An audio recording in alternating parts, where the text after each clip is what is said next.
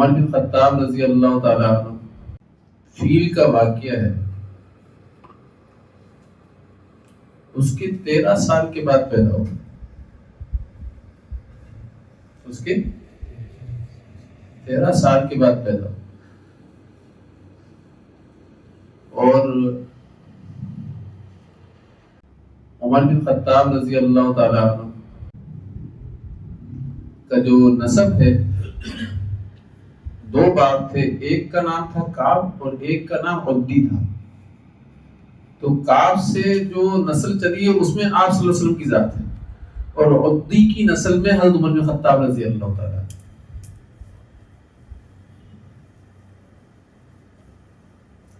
اور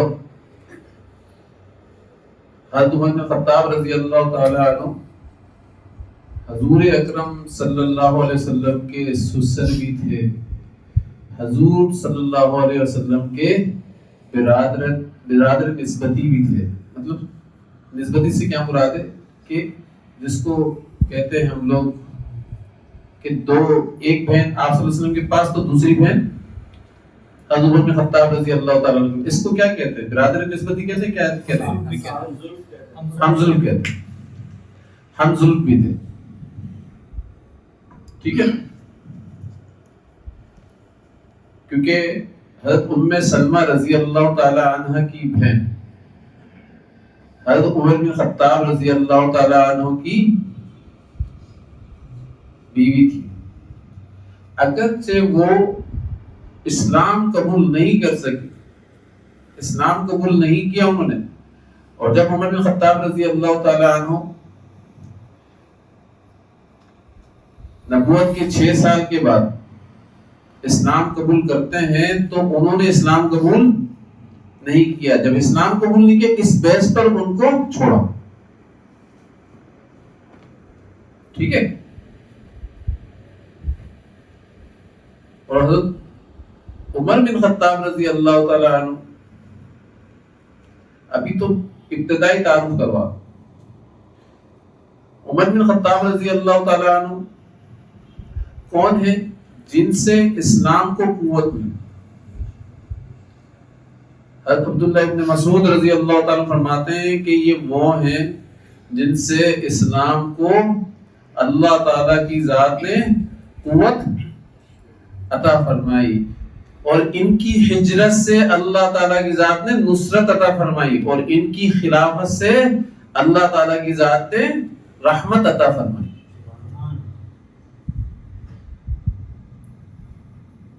تو قوت، نصرت اور رحمت، یہ 3 چیزوں کا مجموعہ حضرت عمر بن خطاب رضی اللہ تعالی. حضرت ابو موسیٰ اشعری رضی اللہ تعالیٰ عنہ فرماتے ہیں کہ عمر بن خطاب رضی اللہ تعالیٰ عنہ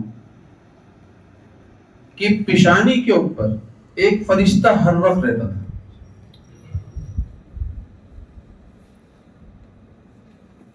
ان کی پیشانی کے اوپر ایک فرشتہ ہر وقت ہوتا تھا.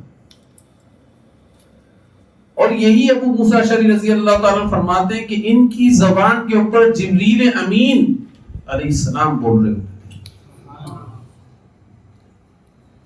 یعنی مدد کرتے تھے.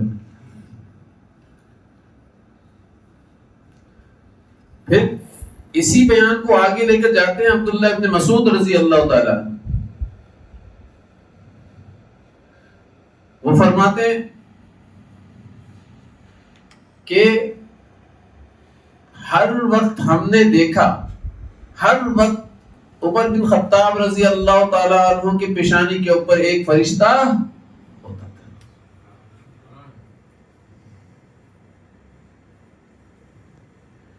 اچھا، اب تیسرا بیان کس کا؟ حضرت سید علی رضی اللہ تعالی عنہ. وہ کیا فرماتے ہیں کہ عمر کی پیشانی پر سکینہ بولتا تھا. سکینہ نام ہے فرشتے کا، یاد رکھیے.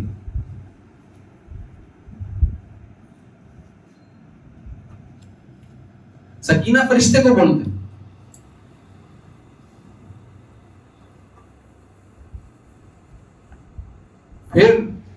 دفعہ حضور اکرم صلی اللہ علیہ وسلم کے پاس ازواج مطہرات تشریف فرما تھی کچھ، تو عمر بن خطاب رضی اللہ تعالی عنہ نے آپ صلی اللہ علیہ وسلم کے پاس آنے کی اجازت طلب کی، اور ازواج مطہرات آپ سے کچھ باتیں کر رہی تھی جس میں آوازیں اوپر ہو گئی. تو حضور صلی اللہ علیہ وسلم نے اجازت دی عمر بن خطاب رضی اللہ تعالیٰ عنہ. ایک دم ان کی آوازیں پست ہوئی اور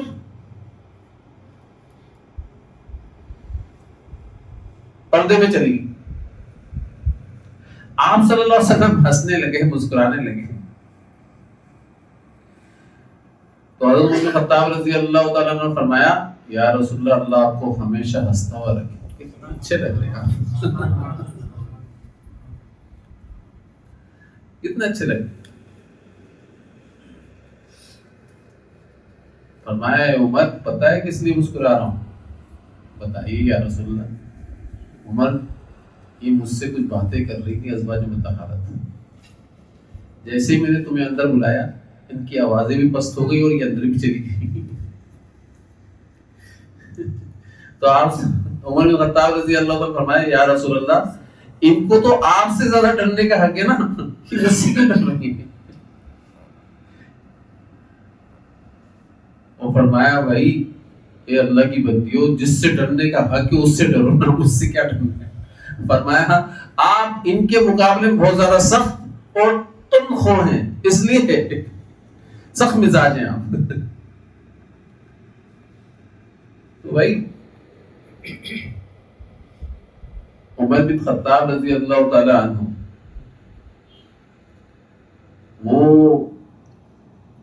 شخص ہیں، وہ صحابی ہیں جو امت کے ملہم سمجھے جاتے ہیں.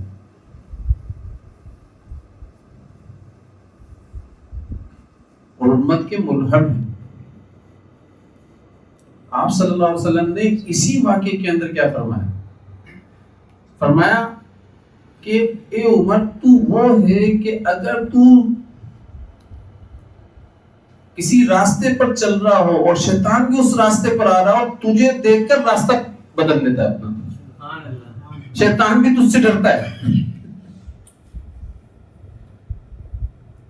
عمر بن خطاب رضی اللہ تعالیٰ عنہ کہ بھئی شیطان بھی تجھ سے ڈرتا ہے، راستہ ہی چینج کر لیتا ہے. اور اس کی خبر کون دے رہا ہے؟ آپ صلی اللہ علیہ وسلم.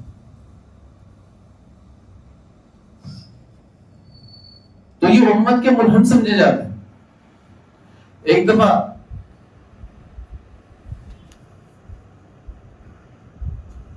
آپ صلی اللہ علیہ وسلم کے پاس تشریف فرما تھے ازواج مطہرات میں سے دو ازواج مطہرات آپ صلی اللہ علیہ وسلم کے پاس تشریف فرما تھی. ایک منافق آیا. ابھی پردے کی آیت نہیں آئی گی، پردے کی آیت نہیں آئیں گی. منافق آیا، اس کی نگاہ ازواج مطہرات پر پڑی. عمر بن خطاب رضی اللہ تعالیٰ عنہ اس منافق کو دیکھ.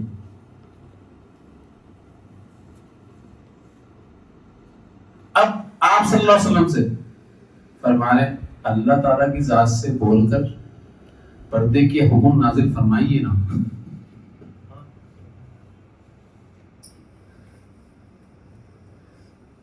یہ جو منافق ہوتے ہیں ان کی نگاہ اچھی نہیں ہے. یہ کون، یہ اندر کا جو الہام ہے نا، یہ بتا رہا ہے کہ ان کی نگاہ کے اندر میں نے گندگی دیکھی ہے، نجاست دیکھی ہے، اور وہ بھی ازواج مطہرات کے حوالے سے دیکھی ہے. برداشت نہیں کر سکتا ہوں میں. پردے کی آیت نازل کروائے نا. ہمارے حضرت فرمایا کرتے ہیں کہ صحابہ اکرام رضوان اللہ علیہ اجمعین کا مزاج اور ہمارا مزاج کیا ہے. صحابہ اکرام جو چیزیں حلال تھی اس کو حرام کروایا کرتے تھے، اور ہم جو حرام چیزیں نا اس کو حلال کروانے کی کوشش کر رہے ہوتے.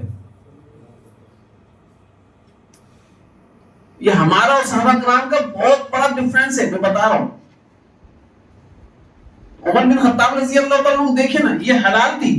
اے عمر, ابھی اللہ نے جو حکم ہی کوئی نازل نہیں کیا تو میں کیا کر سکتا ہوں, ابھی میں کچھ نہیں بول سکتا.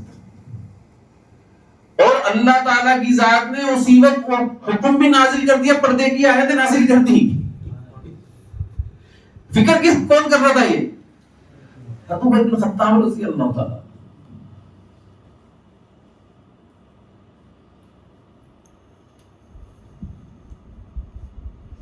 شراب, امت کی نمازیں خراب ہو رہی ہیں یا رسول اللہ صلی اللہ علیہ وسلم اس سے اس کو حرام کروائیں اللہ تعالیٰ کی ذات سے.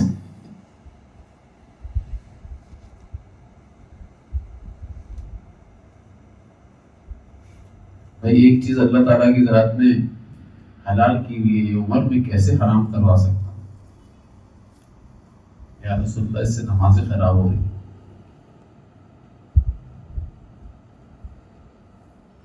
اور پھر شراب کی آیت نازل ہوئی حرمت کی.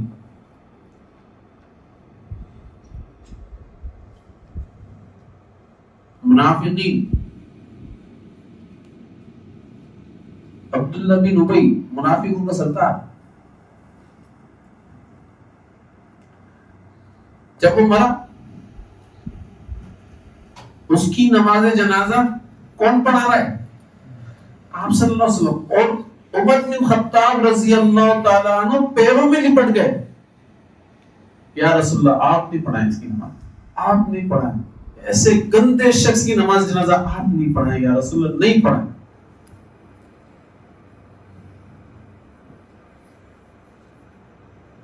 آپ نہیں پڑھائیں اس کی نماز جنازہ. فرمایا اے عمر, اللہ نے مجھے منع نہیں کیا, جب منع نہیں کیا تو میں کیسے رک سکتا؟ اللہ منع کر دیں گے رک جاؤ, تم مت روکو مجھے.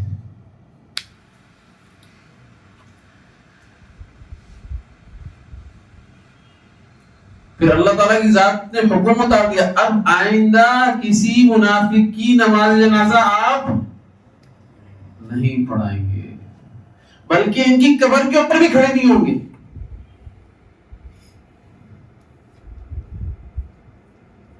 استغفر لهم او لا تستغفر لهم 70 مرة فلن يغفر الله لهم. اللہ تعالیٰ کی ذات نے قرآن شریف کے اندر فرمایا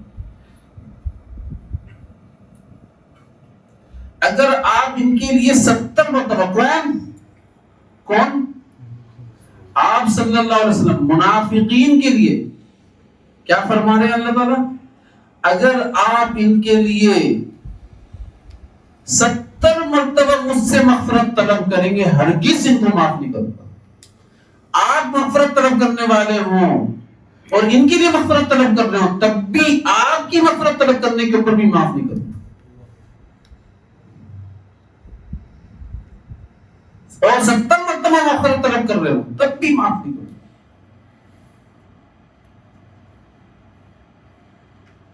بھائی منافقین بہت خطرناک چیز ہے, بہت خطرناک چیز.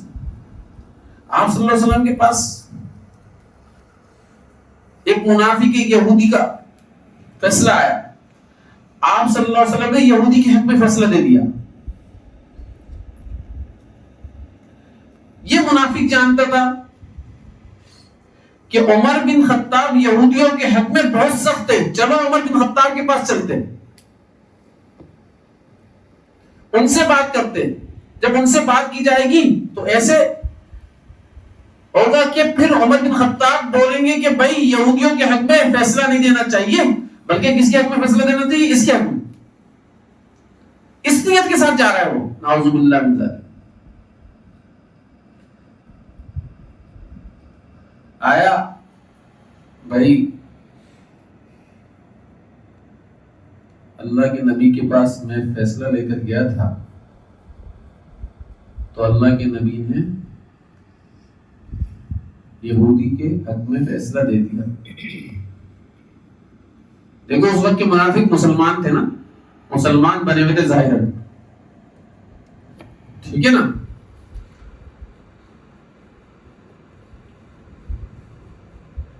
اللہ کے نبی نے کس کے حق میں فیصلے دے دیا؟ یہودی کے حق میں فیصلے دے دیا، میرے حق میں فیصلہ نہیں کیا۔ گھر کے اندر گئے، تلوار نکال کر لائے، اس کا سر تن سے الگ کر دیا اور فرمایا جو میرے نبی کے فیصلے کو نہیں مانتا، پھر عمر اس کا فیصلہ اس طریقے سے کرتا ہے جو میرے نبی کے فیصلے کو نہیں مانتا، پھر عمر اس کا فیصلہ اس طریقے سے کرتا ہے۔ بھائی عمر بن خطاب رضی اللہ تعالیٰ عنہ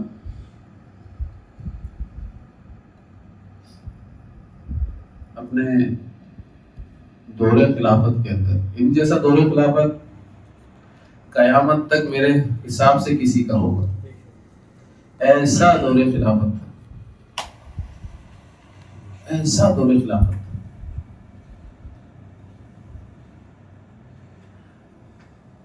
سارے نظام کو اعتدال کے ساتھ لے کر چلے۔ آپ صلی اللہ علیہ وسلم نے خواب دیکھا،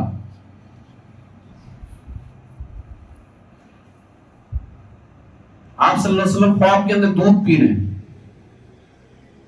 اور ساری رگوں کے اندر، خون کی رگوں کے اندر صلاحیت کر گیا وہ دودھ، اور ناخنوں کے اندر بھی آ گیا وہ دودھ۔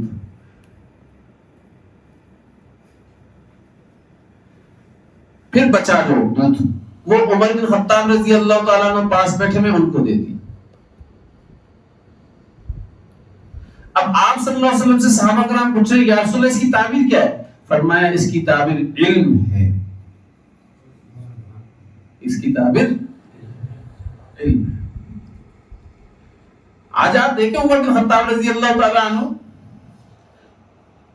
علم کی بنیاد پر کوئی چیز جاری کرتے ہیں تو یاد رکھیے گا وہ آپ صلی اللہ علیہ وسلم کی طرف سے ان کو ملا ہے بھائی۔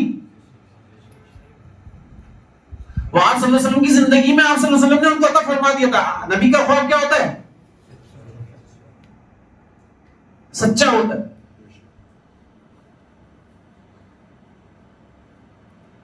آج بہت سارے لوگ عمر بن خطاب رضی اللہ تعالیٰ کے بہت سارے مسئلوں کو نہیں مانتے، یار یہ تو عمر بن خطاب رضی اللہ تعالیٰ کا مسئلہ ہے بھائی، ان کا بنایا، نعوذ باللہ من ذالک ایسے بولتے ہیں، ان کا بنایا ہوا مسئلہ ہے بھائی۔ کہاں سے بنا رہے تھے وہ؟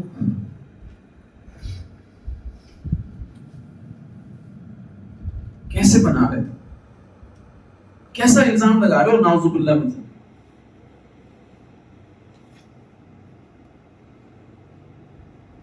یہ تو وہ دودھ ہے جو آپ صلی اللہ علیہ وسلم نے پلایا عمر بن خطاب رضی اللہ تعالیٰ کو، علمی دودھ، پتہ ہی نہیں ہے۔ یہ مستند احادیث بتا رہا ہوں آپ لوگوں کو۔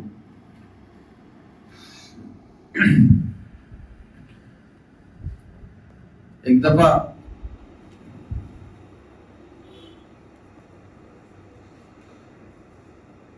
عمر بن خطاب رضی اللہ تعالیٰ عنہ نے حضرت زید رضی اللہ تعالیٰ جو حضور صلی اللہ علیہ وسلم کے منہ بولے بیٹھے تھے، منہ بولے بیٹھے تھے، پھر بعد میں آیت اتری اور منہ بولے بیٹے کے بارے میں احکامات نازل ہوئے کہ بھئی کوئی منہ بولا بیٹا نہیں ہوتا۔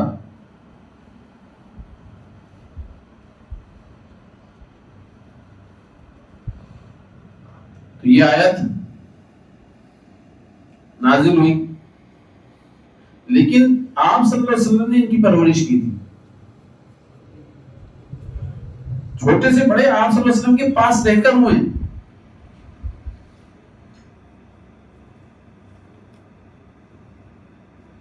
تو حضرت عمر بن خطاب رضی اللہ تعالیٰ عنہ نے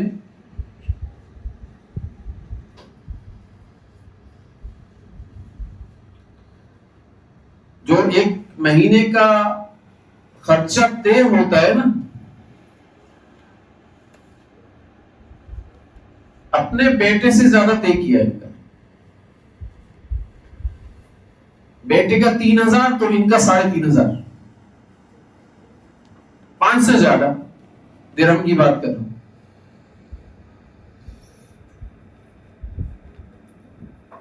تو بیٹے نے بولا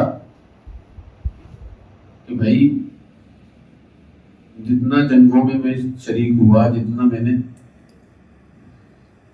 کام کیا، اس کے حساب سے تو میرا مشاہدہ زیادہ ہونا چاہیے نا. تو آپ نے اس کو مشاہدہ زیادہ دے دیا. یہ تو اتنی غزوات میں شریک بھی نہیں ہوئے. تو فرمایا کہ یہ وہ شخص ہے جو اللہ کے نبی صلی اللہ علیہ وسلم کی ذات کو تجھ سے زیادہ محبوب تھا. اس نسبت کی وجہ سے میں نسبت زیادہ تھی.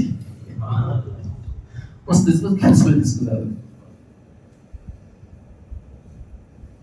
تو لہٰذا تو اس کی فکر چھوڑ.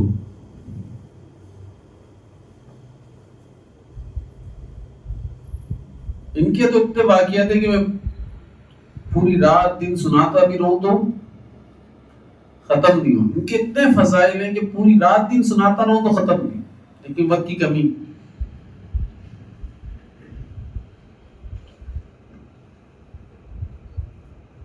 پھر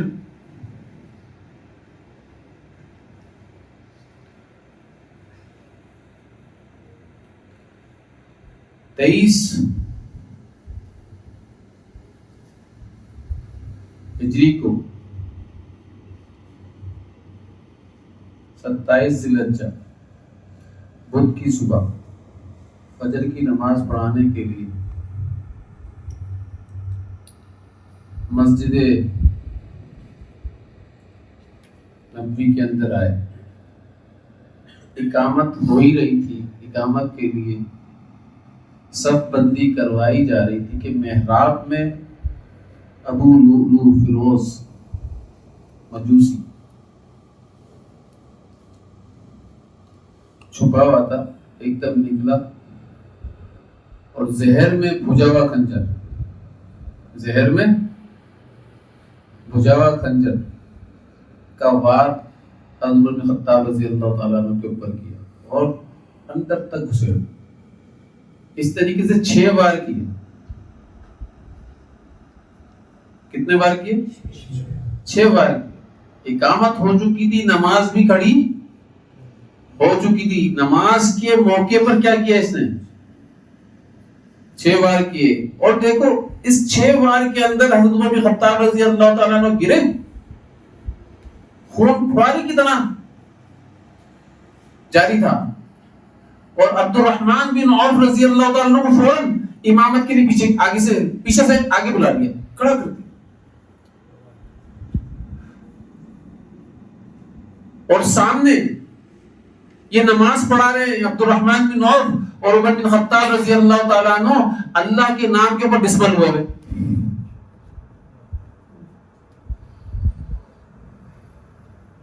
کیسا منظر ہوگا؟ کتنی مشکل سے نماز پڑھائی ہوگی. نماز نہیں توڑیے، نماز نہیں چھوڑیے، پوری کی ہے نماز. وہ تو صحابہ کرام نے اس کو پکڑ لیا اور پکڑا تو اس نے خودی نے خودکشی کر لی. پھر حکیموں کو بلایا گیا.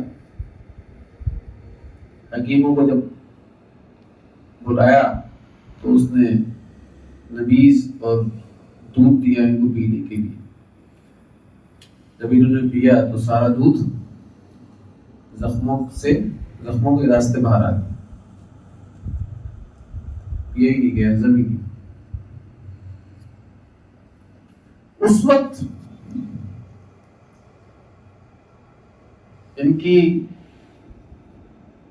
کیفیت بیہوشی کی حالت میں بھی ایسی تھی کہ اللہ تعالیٰ کے نبی صلی اللہ علیہ وسلم کی سنت نہ چھوٹے.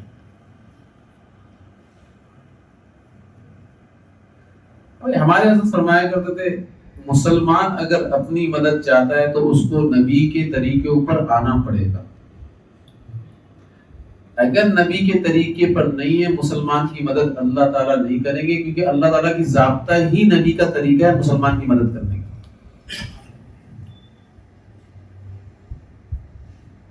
اگر نبی کے طریقے پر نہیں ہے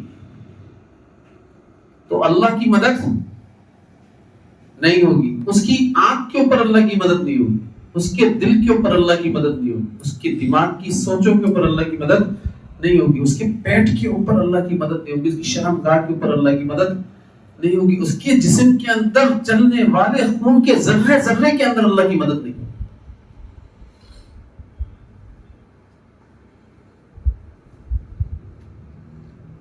جب اس کے اعضاء کے اوپر سے اللہ کی مدد ہٹتی ہے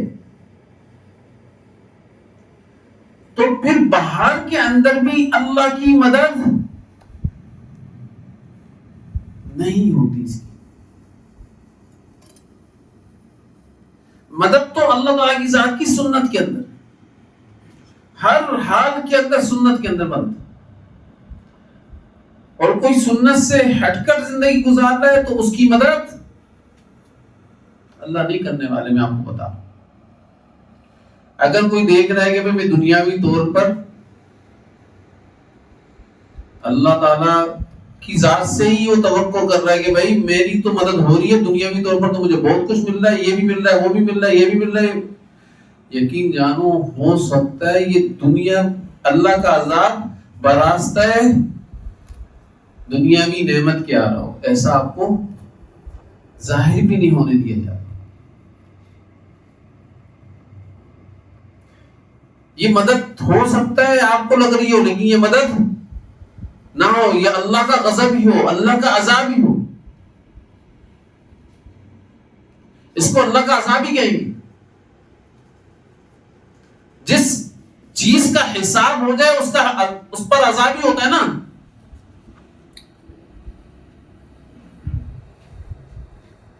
تو اس لیے ایک بات ذہن میں ہمیشہ رکھیں کہ اللہ کی مدد کا ضابطہ کیا ہے؟ آپ صلی اللہ علیہ وسلم کی سنت۔ اب یہ بیہوشی کی حالت میں دیکھا اپنے خادم کو، اپنے غلام کو دیکھا، اس کا پائنچہ ٹخنوں سے نیچے جا رہا ہے، پائنچہ ٹخنوں سے نیچے جا رہا ہے۔ کتنے لوگ ہیں ہمارے پاس بیٹھے ہوئے جن کے پائنچے ٹخنوں سے نیچے ہوتے ہیں لیکن کوئی پرواہ نہیں۔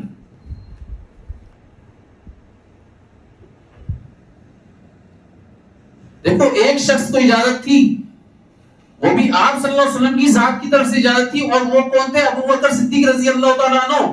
صرف ان کو اجازت تھی کہ تیرے پائنچے ٹخنوں سے، تیرا ازار ٹخنوں سے نیچے جا سکتا ہے۔ وہ بھی کس وجہ سے؟ کیونکہ ان کے پیٹ کے اوپر، ان کا پیٹ کا اٹھان تھوڑا سا ایسا تھا، ان کے پیٹ کے اوپر ازار ٹکتا نہیں تھا اور وہ بار بار نیچے آ جایا کرتا تھا۔ اس عذر کی وجہ سے حضرت محمد مصطفیٰ صلی اللہ علیہ وسلم نے ان کو اجازت دی کہ تیرا ازار اگر نیچے چلا بھی جائے کوئی مسئلہ نہیں ہے۔ لیکن اس اجازت کے بعد بھی ان کا ایٹیٹیوڈ کیا تھا؟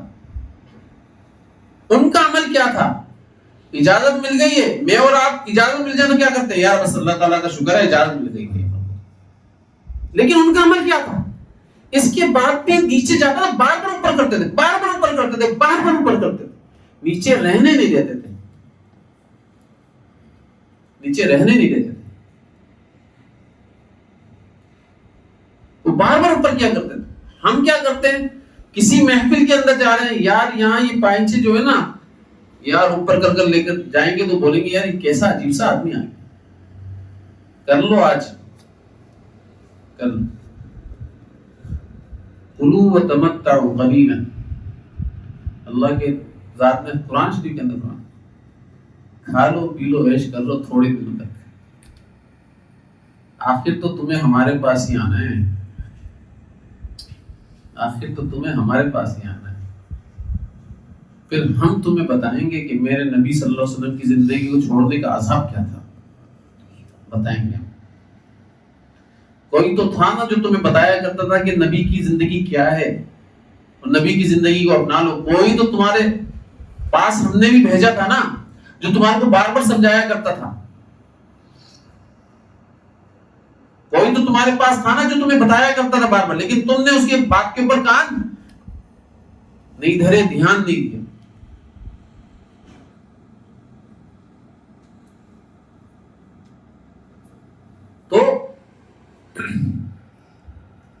بیٹھے اور اٹھ کر بیٹھنے کے بعد بے ہوشی کی حالت میں زخموں سے خون نکل رہا ہے،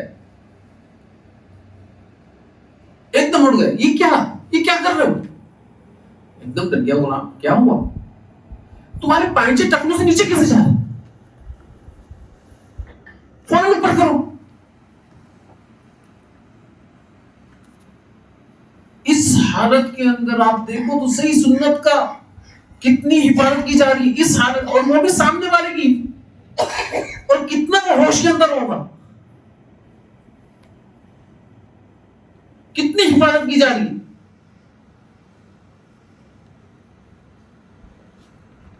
تو بھائی آپ سب لوگ اس کو سمجھنے والے ہیں یا نہیں، یا جنہوں نے زندگی گزاری، جو یہاں پر بڑی عمر کے بھی بیٹھے ہوں وہ بہت مشکلوں سے بات سمجھتے، جو یہاں پر چھوٹی عمر کے بھی بیٹھے ہوئے وہ بھی بڑی مشکلوں سے بات سمجھتے۔ بھائی اپنے پائنچوں کو ٹخنوں سے اوپر رکھو، یہ تکبر کی علامت ہے۔ لوگ کیا کہتے ہیں، ایک بندے کو میں نے کہا اپنے پائنچے آپ ٹخنوں سے اوپر رکھیں، یہ تکبر کی علامت۔ بولا میں تکبر کی، میرے اندر تکبر کا معاملہ نہیں آتا، پائنچے بس نیچے ہی رہتے ہیں۔ میں نے یہی تو تکبر کی بات ہے، یہ تو تکبر کی بات ہے۔ بھائی میری اور آپ کی بات، یہ بات میری نہیں، یہ بات کس کی؟ آپ صلی اللہ علیہ وسلم کی بات ہے۔ اور یہ کس کی بات ہے؟ یہ آپ کی بات ہے۔ لوگ کس کی بات؟ آپ صلی اللہ علیہ وسلم کی بات لوگے نا۔ آپ کو آپ صلی اللہ علیہ وسلم کی بات لینے سے کون روک رہا ہے؟ تو یہی تو تکبر ہے۔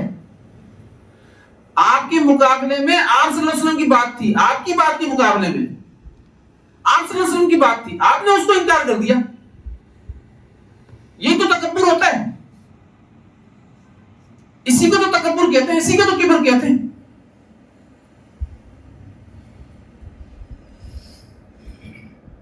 اس لیے آپ صلی اللہ علیہ وسلم نے فرمایا کہ جس نے اپنے ازار کو ٹخنوں سے نیچے رکھا، جس نے اپنے ازار کو، دیکھو خدا کے واسطے اس کو سمجھنا، یہ بہت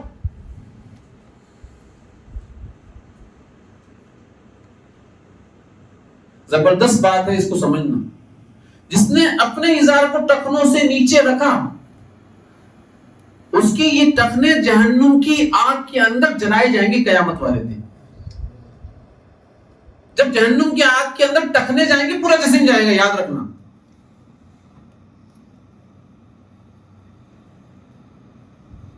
جس نے اپنے ازار کو ٹخنوں سے نیچے رکھا، حرام ہے، جنت اس کے اوپر حرام ہے، جنت میں نہیں جا سکتا وہ۔ یہ میری بات نہیں ہے بھائی، ایک اتنے سے چھوٹے سے عمل کے اوپر آپ جنت سے فارغ کروا رہے ہو اپنے آپ کو۔ تو بھائی اگر ٹخنوں سے اوپر اظہار کر لو گے، اس میں کیا حکمت ہے؟ یہ اللہ کے رسول جانتے ہیں اور اللہ جانتے ہیں، چھوڑ دو اس کو، بس ان کے حکم کو فالو کر لو۔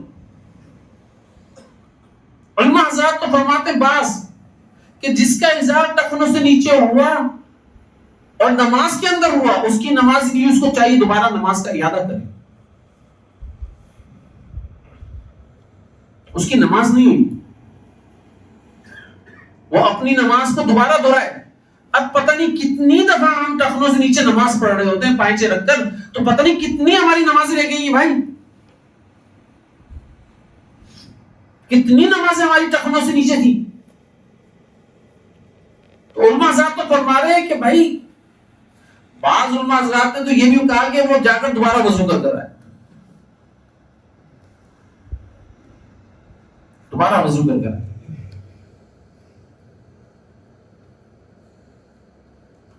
بھائی اس کا بھی خیال کرنا چاہیے، ٹھیک۔ پھر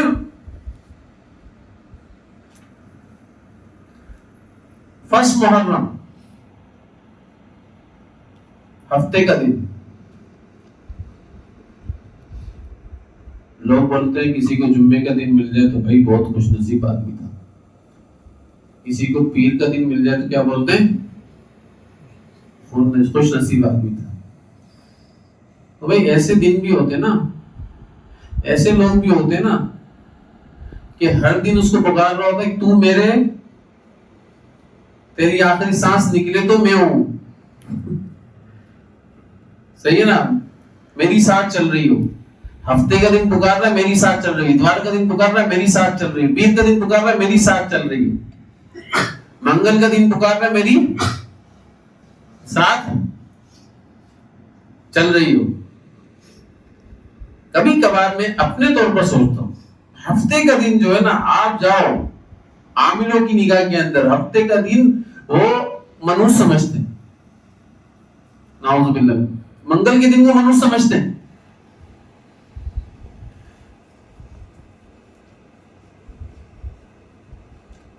اور سیاروں کے ذریعے سے ستاروں کے ذریعے سے کیا کر رہے ہوتے ہیں؟ وہ اس کی ساعتوں کو بھی منوس شمار کر رہے ہوتے ہیں اور اس کی ساعتوں کے اندر ہونے والے کاموں کو بھی منع کر رہے ہوتے ہیں. نہیں کرنا اس کام اس دن کے اندر, ان کی ساعتوں کے اندر, اس دن کی ساعت کے اندر کام مت کرنا, اگر کرو گے نقصان ہوگا. نعوذ باللہ.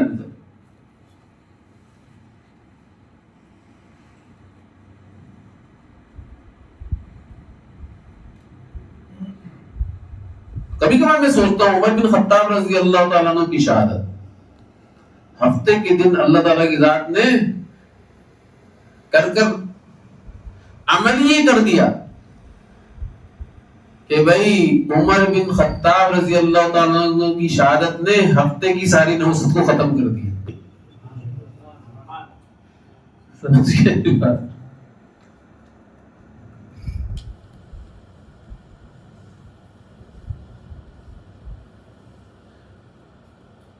تو ہفتے کا دن ان کی شہادت کا دن ہے.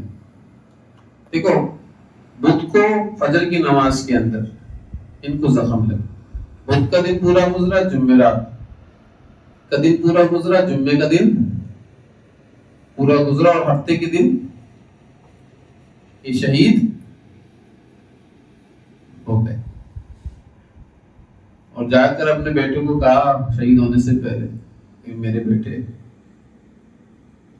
ذرا عائشہ سے حضرت امی جان کے پاس جاؤ اور امی جان سے جا کر یہ کہو ایسا نہ لگے کہ کوئی پریشر دیا جا رہا ہے, کوئی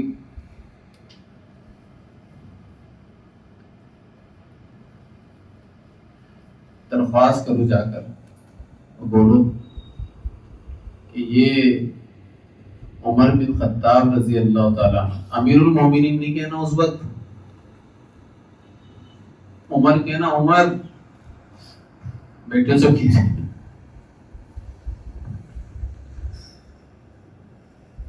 اور جا کر عمر کے نام سے درخواست کرنا ہے اور یہ درخواست کرنا ہے کہ عمر درخواست کر رہا ہے کہ جہاں پر اس کے 2 ساتھی دفن ہیں وہاں پر عمر بھی تیسرا ہو جائے.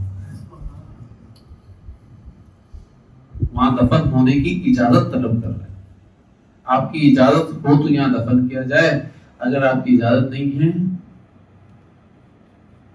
یہاں دفن نہیں. فرمایا نہیں, اگرچہ یہ جگہ میں نے اپنے لیے رکھی تھی لیکن جہاں عمر کی بات آ گئی تو اپنی ذات کے اوپر عمر کو میں ترجیح دوں گا.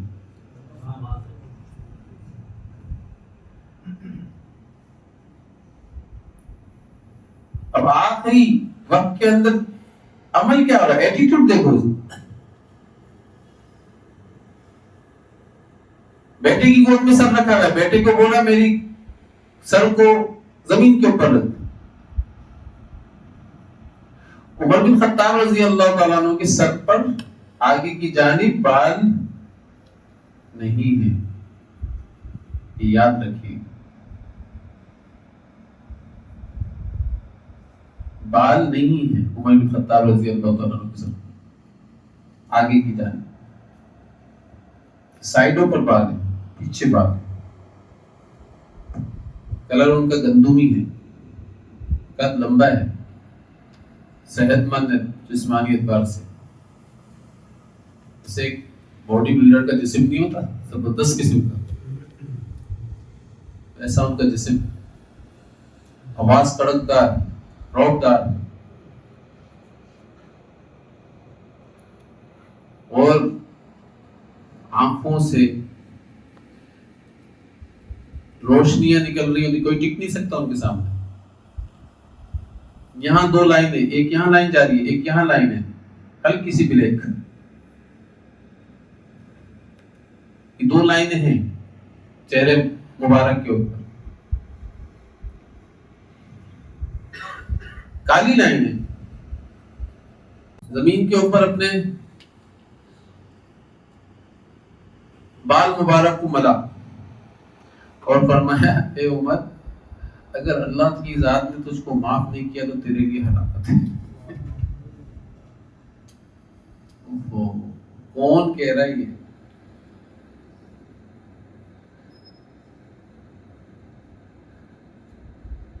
اس کے بعد کوئی اپنے ایٹیٹیوڈ کے اوپر بھروسہ کر کر بیٹھ جائے، اپنے عمل کے اوپر بھروسہ کر کر بیٹھ جائے. اس کے بعد، اس مثال کے بعد اللہ کی قسم واقعی میں اس کے لیے ہلاکت ہے. اس کی مثال کے بعد تو کوئی صورت انہوں نے چھوڑی نہیں ہے، کوئی صورت نہیں چھوڑی انہوں نے.